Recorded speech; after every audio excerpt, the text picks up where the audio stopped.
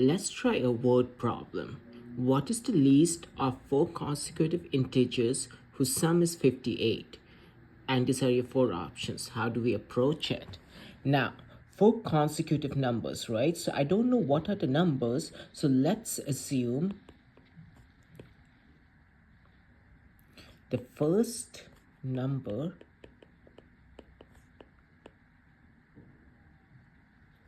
is n.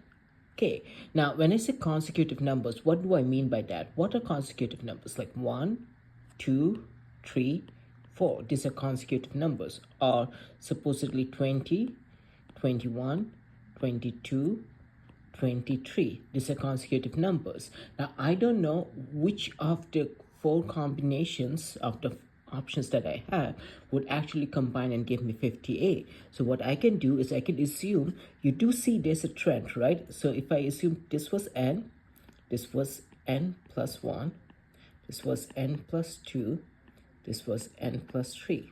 The same thing could have been applied over here. If this is n, this was n plus 1, this was n plus 2, and this was n plus 3. So it does follow a trend. So why don't I apply that trend? So I can say the four consecutive numbers are n plus 1, that's the second number, n plus 2, that's the third number, n plus 3, that's the fourth number.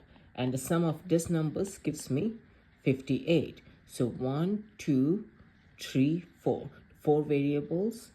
How many variables of n do I have? I have 4. 1, 2, 3, 4. So I can definitely write 4n plus, what do I have? 2 plus 1 is 3, 4, 5, 6.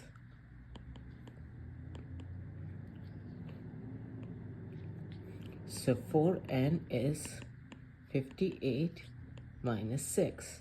So 4n could be definitely written as 52.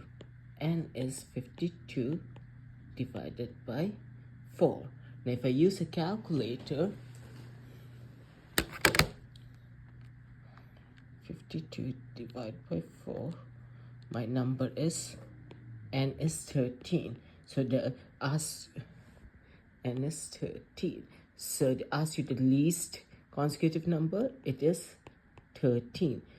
Okay, so that's your answer. And you can confirm. So 13, 14, 15, 16.